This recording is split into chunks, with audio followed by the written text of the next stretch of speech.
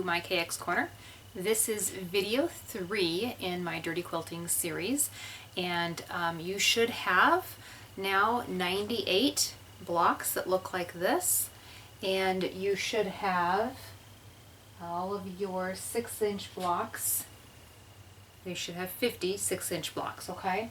So what we're going to do is take these rectangle blocks and we're going to stitch them together. So if you've got fabrics 1 and 2 and then fabrics 1 and 3, you're going to flip it so that your fabrics 1 are diagonal, catty corner from each other, okay? And then right sides together, and then you're going to stitch down one side.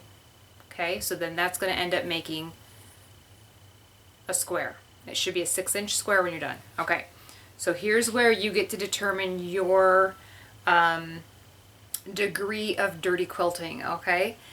If you want, you can make sure that your seams line up when you stitch.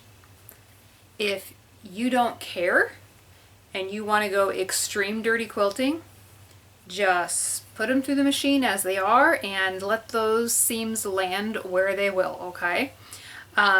This is dirty quilting, so if you don't want to mess with it, don't mess with it.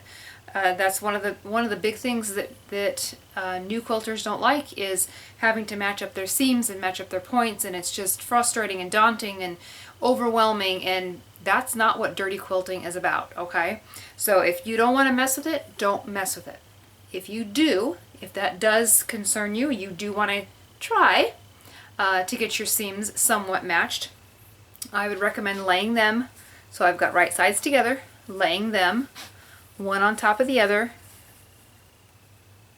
just like that.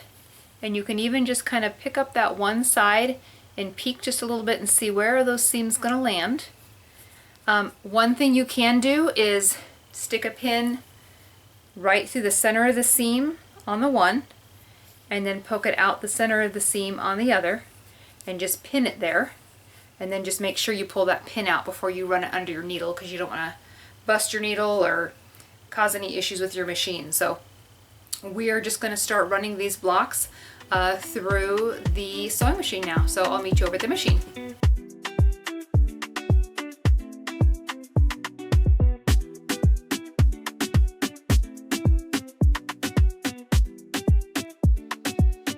Okay, so we should have 49 blocks that look similar to this. So you should have your 1, 2 and your 1, 3 fabrics if you're using the 1, 2, 3, 4 layout.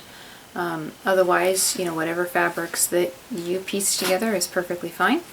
Then what we're going to do is iron those seams again. So press those seams. If you want to press them open or press them to one side, it's entirely up to you how you want to do that. And then these should be 6-inch blocks, so they should be the same size as those 6-inch blocks that we already cut, okay? So if not, you can trim them up. If you find that, oh my goodness, they're all 5 3/4 inch blocks now, just cut these to 5 3/4 inches and you're good.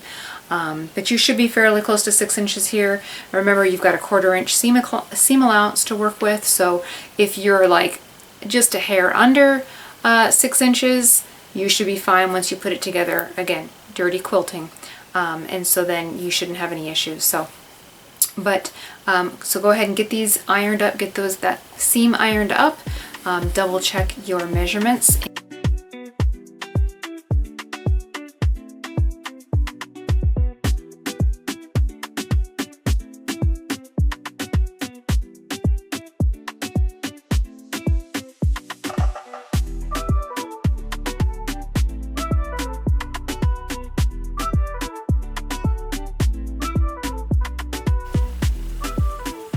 Okay, so I wanted to show you on this piece here, it looks, it looks great, right?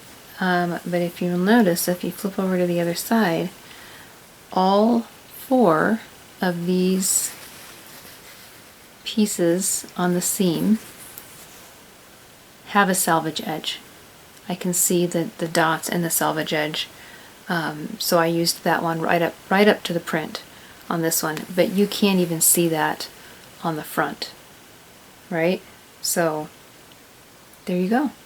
Okay, so we should have all of our 4 patch blocks ironed with those seams either opened or to one side, and they should roughly measure 6 inches square now. If you need to trim some up, that's perfectly fine, but again, we're dirty quilting.